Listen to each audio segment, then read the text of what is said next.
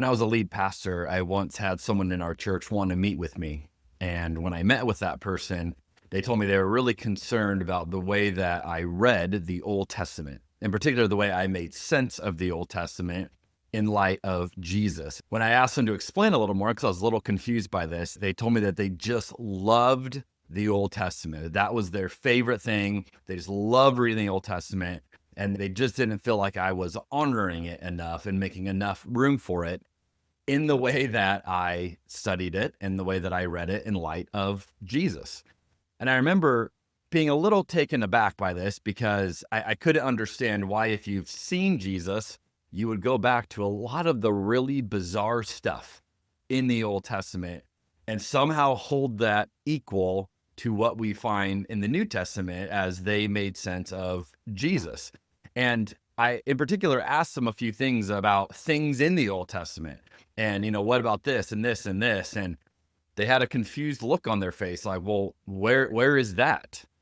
And I just remember thinking, in the ways in which you've read the Old Testament, you have glossed over some really horrific stuff that hasn't bothered you the way it should bother you and hasn't required you to make sense out of it.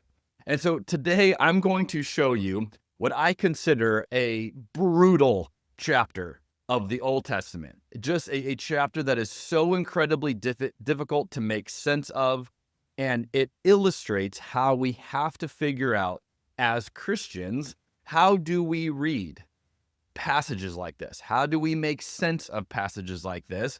And it's one thing to talk about it in the abstract. It's another thing when you actually get down to some of the horrific things that are there. So welcome to episode 39, the worst chapter in the Bible.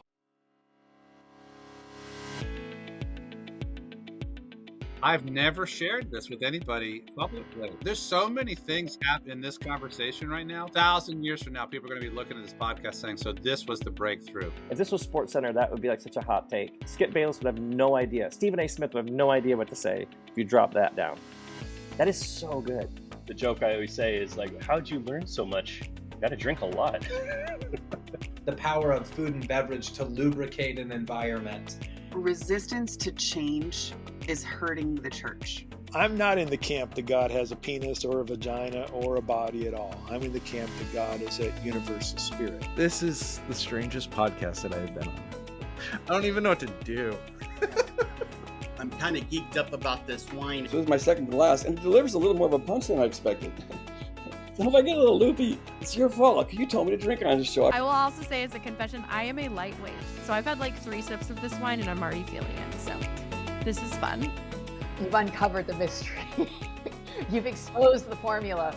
You've just duct taped together a number of things that aren't normally hanging out together, and I'm here for it. We're going to sit down at a table, we're going to have a glass of wine and some food, and we're going to talk about the beauty of Jesus. Thank you for the hospitality that this particular podcast provides folks like myself, and I know others, to be curious around their faith practices. I really appreciate this venue, what you're doing.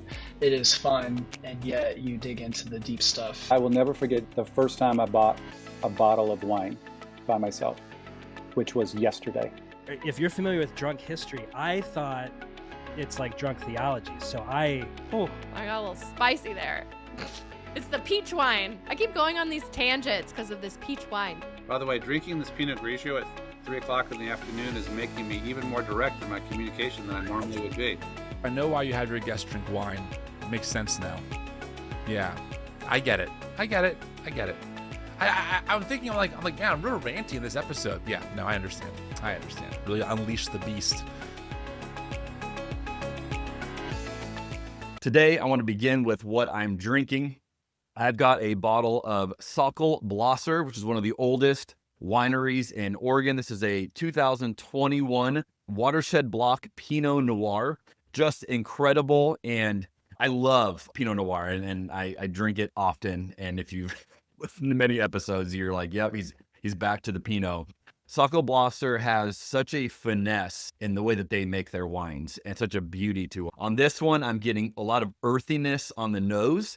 So I would say like potting soil and dried leaves, which is is the thing that kind of hits you first. And then as you taste it on your palate, you get some of the fruit notes. So then I get the cranberry, the raspberry, and I get some clove on the palate as well. Just a beautiful mix the way that they do it. You feel like you get a little bit of the earth, the grapes, all of it perfectly balanced together in an amazing Pinot Noir. That is what I'm drinking today. And if you are enjoying this at home or wherever you're interacting with this podcast, hopefully you're able to enjoy your own glass of wine as well. And so cheers to you on another episode.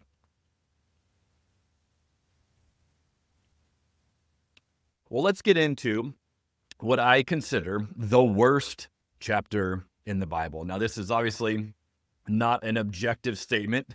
This is my opinion of what I find to be the worst chapter in the Bible. Other people may give you other ones, but I'm going to argue it's Numbers 31. So if you want to pause it now and you want to get out your Bible, you want to go to Numbers 31, that would be great. And I actually would encourage you, if you want to read through the chapter on your own before I dive into it, it'll give you a frame of reference for what I'm going to talk about. I'm going to hit some of the highlights here, but if you want to read it for yourself, have your own reactions to it as you read this chapter, and then maybe hit play, and we'll get back into why this chapter is so bothersome, and then ultimately, what do we do about it? Now, Numbers 31 is a tough look for anyone who uses a surface level reading of the Bible. By that, I mean people who literally just take everything at face value. They do not look deeper. They do not figure out, okay, what does this actually mean? They do not try to reconcile it with the person of Jesus, who God is later revealed to be like. And they just read it as it is. And I meet people all the time. I just read the Bible for what it says. And if that's you, Numbers 31 presents quite a few challenges. Now, to begin with, God instructs Moses, so Moses is the leader of the Israelites at this time. God instructs Moses to fight a war of revenge. Okay, so just to get you a flavor of what we're talking about here, Numbers 31 verses 1 and 2 say this. Then the Lord said to Moses, on behalf of the people of Israel, take revenge on the Midianites for leading them into idolatry. So already we have a God who is literally hell-bent on revenge. That is the purpose of this. And God is instructing God's people to go and take revenge as well. Now, this reminds me of hearing that George Lucas originally wanted to name the third of his Star Wars movies Revenge of the Jedi. But he realized at some point that Jedis wouldn't seek revenge. And so that movie became Return of the Jedi. And then later he made a movie called Revenge of the Sith, because this was something that Sith would do. So apparently Jedis are above seeking revenge, but according to a literal reading of Numbers 31, God isn't above revenge, which I don't know if that makes God a Sith Lord in the Old Testament or how we make sense of that if you're into Star Wars, but we'll leave that aside for now. Now, what we need to understand is this revenge battle in Numbers 31 is a huge success. I mean, this goes exactly according to plan. All the things that you would want to happen. In Numbers 31, verses 48 and 49 tell us this. Then all the generals and captains came to Moses and said, we, your servants, have accounted for all the men who went out to battle under our command. Not one of us is missing. Now, this is incredible. Israel evidently doesn't lose a single soldier in the fight.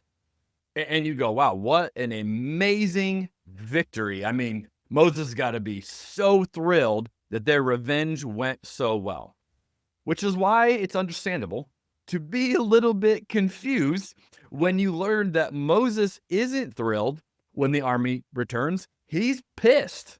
And you're going, what? Oh yeah, he is fuming. And you go, well, what's going on here? In verse 14, we learn Moses was furious with all the generals and captains who had returned from the battle.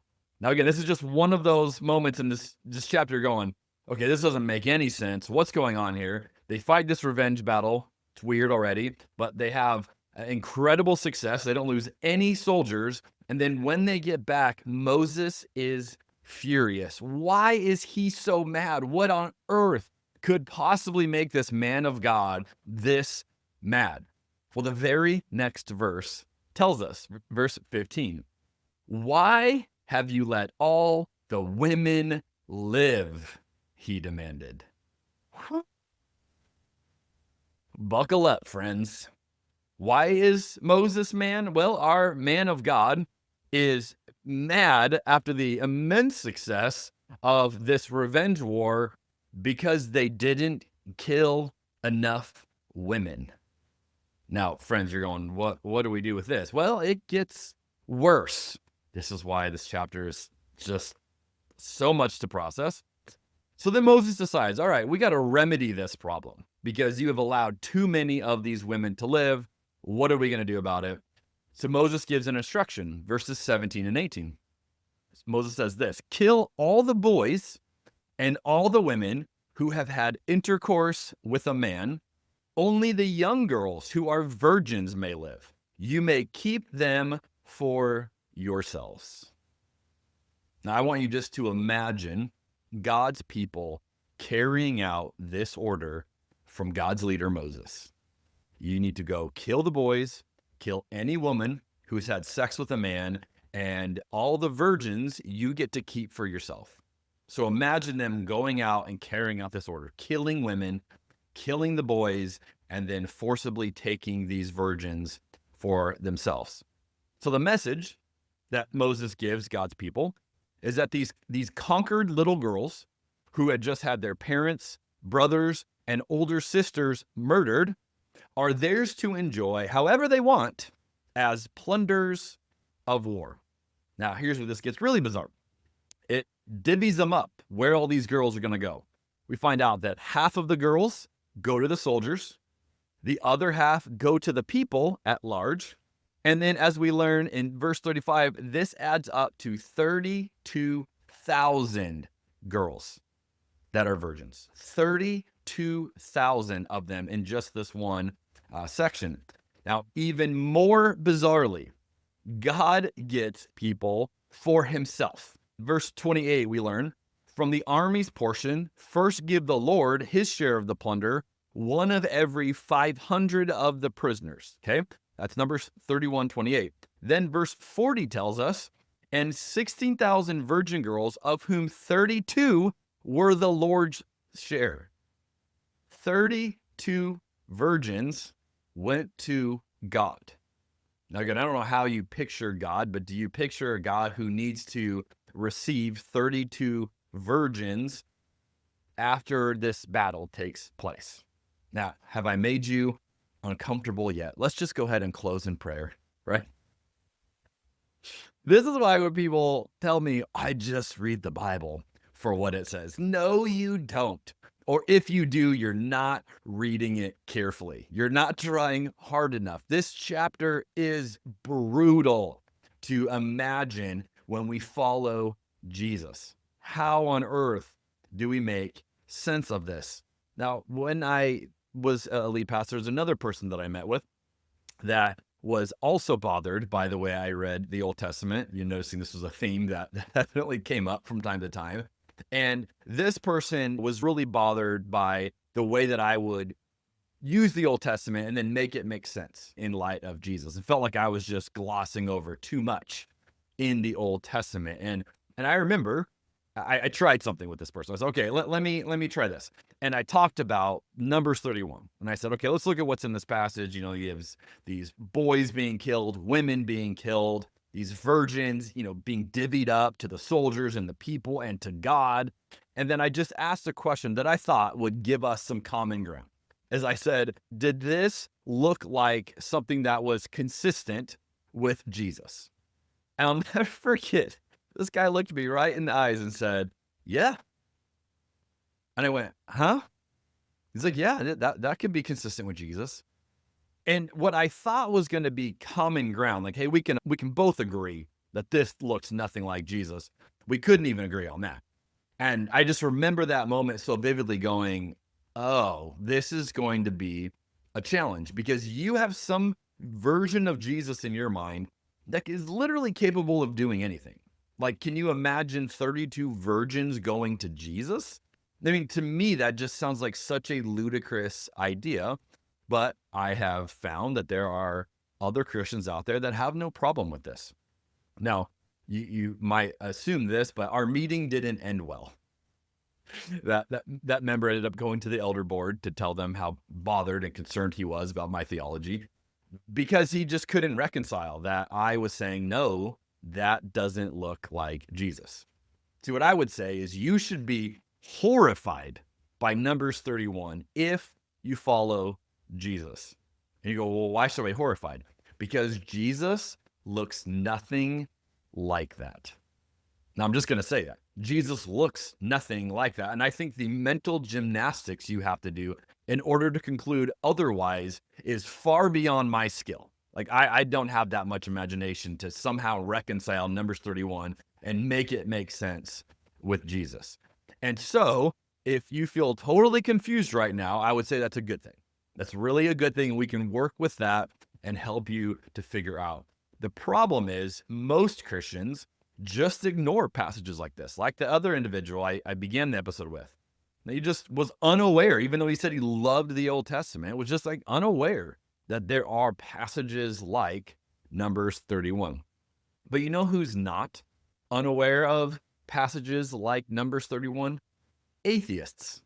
That's who's very aware of it. Atheists who choose not to follow God because God looks like a monster. They're the ones who are very aware of what's in the Old Testament. And I'll be honest with you, and you might think less of me after this, but if I had to follow a God that looked like the God depicted in Numbers 31, I wouldn't follow that God either. I would say, you know what? This looks no different than the worst of what humanity is capable of. I want something else. I'm not going to follow a God like that. So, how are followers of Jesus supposed to read one of the worst chapters in the Bible? There was an early church father named Origen, and perhaps you've heard of his name before. He taught that when we come upon a biblical passage that seems unworthy of God, we must ask the Spirit to help us find the deeper meaning in that passage that is worthy of God. Okay, so Origen was one of the early church fathers that acknowledged there are some awful things in the Bible that do not seem worthy of God. So we then have to use the Spirit to find some other meaning that is worthy of God.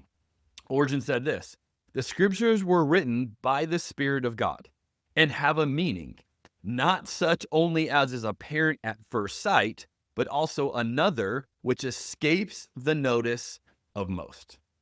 Origen's basically saying there are passages where the initial reading you might conclude is not the right reading. Okay. And this is one of the early church fathers. This is not a new idea. This is hundreds of years ago that early Christians were realizing, yeah, we've got some problematic passages that do not seem worthy of God. Therefore, we need to use the Spirit to find out a deeper meaning.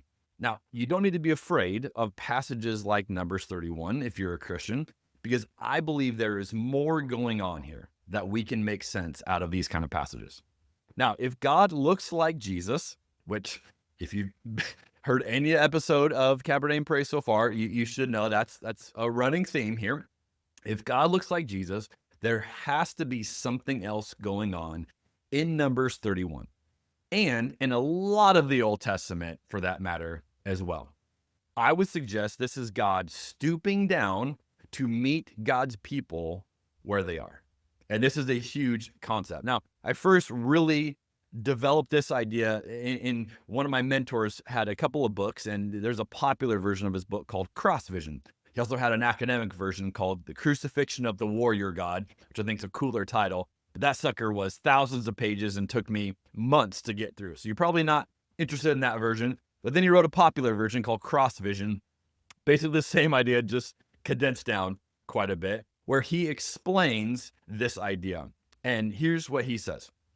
In his love, God was willing to allow his people to think of him along the lines of an ancient Near East warrior deity. To the degree this was necessary in order to progressively influence them to the point where they eventually would be capable of receiving the truth that he is actually radically unlike these violent ancient Near East deities. Now that's Greg Boyd in CrossVision explaining that God met the Israelites where they were in Numbers 31, and that's the best that they could understand about God. And so God allowed them to think this about them because God was trying to get God's people to see that, no, I'm actually not like that. I'm like Jesus. But at that point in the story, they could not see that quite yet. So God allows them to think that God is like that, and God takes their sin on in the process, just like we see Jesus do for us as well. Henry Rousseau said it like this: God created man in his own image, and man, being a gentleman, returned the favor. I would suggest that Numbers 31 and passages like this reveal far more about the ancient Israelites than they do about who God really is.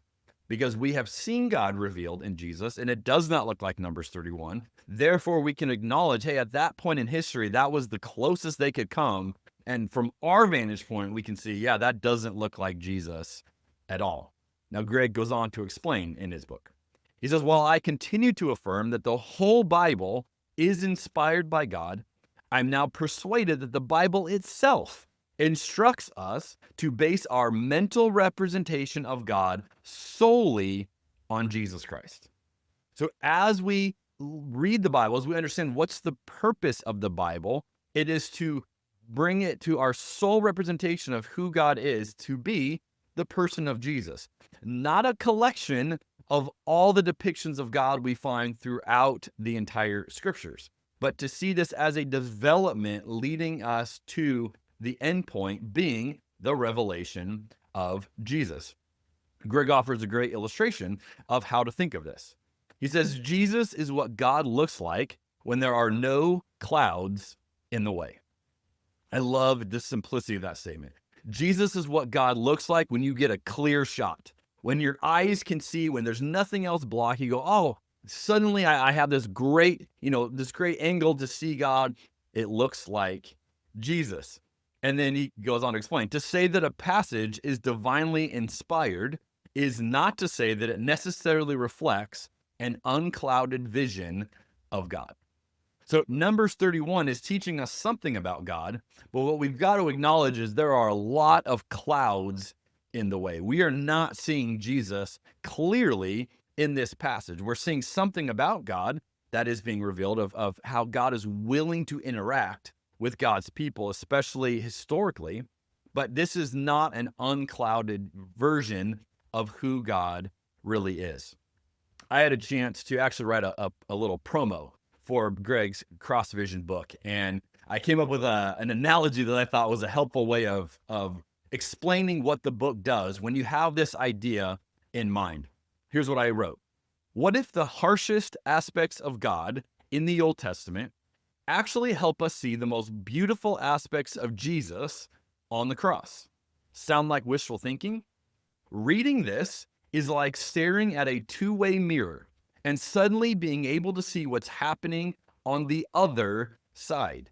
This book will show you how to read the Bible with fresh eyes and cause you to never see God the same way again. Easily one of the best and most transformative books I've ever read.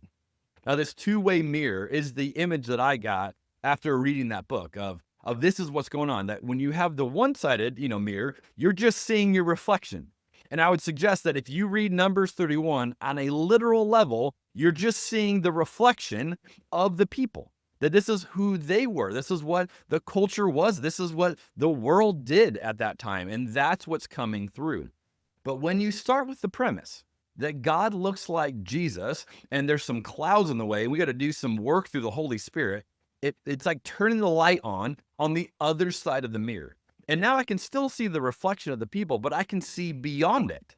And I can realize there's a whole nother room back there, and I can see further than I could see before. And sadly, many Christians never turn that light on the two-way mirror. They just read Numbers 31 and passages like it and go, God must be also like this, which is how you get things like the Crusades and the Inquisition, all sorts of horrific things that Christians have done throughout the centuries. Because if we add up a little bit of this and a little bit of this and a little bit of this, and we put it all together, then God can look like anything. And that is a problem with much of Christian theology today. But what we should say is God looks like Jesus, and then work our way backwards and try to figure it out that way. Now, another book, if you're interested in this topic, so Cross Vision being the first one, another book that I would recommend to you that I think is super helpful is a book by Andy Stanley called Irresistible.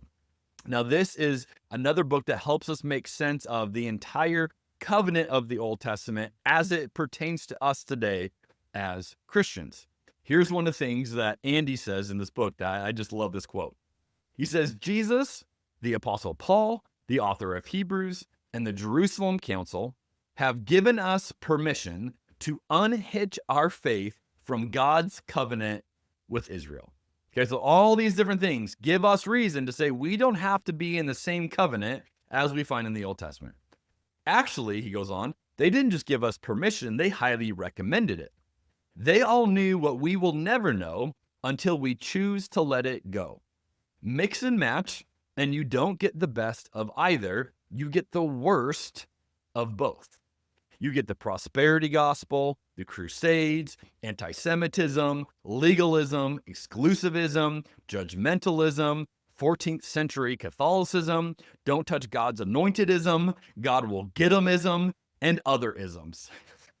He's saying, if you start just dipping into the Old Testament, mixing that in with your Christianity today, got a little bit of New Covenant, a little bit of Old Covenant, just put it all together, you get some of the worst expressions of what the church can be. And we see this throughout history, because if you take all of that, then God looks like nothing in particular, and God can be anything.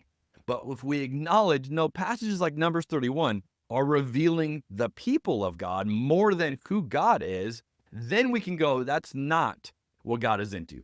That is not what we are called to do today. I would suggest some of the worst versions of Christianity try to incorporate passages like Numbers 31. Try to just, at face value, bring it in, make room for it, make justifications for it. If you are in an environment where those are the arguments, have your guard up, because that is setting you up to have basically any expression of your faith that would be valid if you're willing to mix everything in like that. Andy Stanley goes on in the book.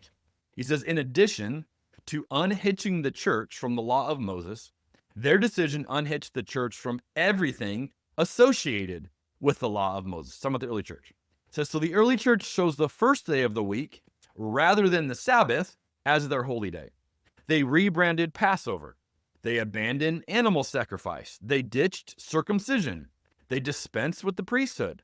They served and prayed for rather than persecuting their enemies. And he's talking about the way that the church departed from the culture of the Old Testament. So if we read it today and we overlook all those changes and we go back and we incorporate them, we're not only doing something that makes no logical sense, but we're going against the examples of what the early church did, how they interacted with the culture and the text that they had inherited. All this leads us to this conclusion. We should read the entire Bible to better see Jesus. That is how every single text should be read. And it's doubly important when you're in the Old Testament to keep this in mind, that all of this should be read to better see Jesus. And then we can acknowledge that when there appears to be clouds in the way, when you get to a chapter like Numbers 31, and you go, this one's confusing and complicated and doesn't look like Jesus, then we acknowledge it likely reflects God's people more than God, and there are clouds in the way, and we need to use the Spirit to help us find a different way of understanding it. That God is meeting God's people there, not because that's what God is like, but because God will take on their sin onto who God is in order to bring them along to something better. So I'll close with something that Greg Boyd says. He says, there is no aspect of God that is not characterized by the nonviolent, self-sacrificial, enemy-embracing love that is revealed on the cross. We don't have to be afraid of chapters like Numbers 31, but we can also refer to them as horrific examples of things that God is not actually like. Hopefully, that gives you a framework, that gives you a way to read passages in the Old Testament and ultimately have a more Jesus-looking God when you interact with God. We'll see you on the next episode of Cabernet and Pray.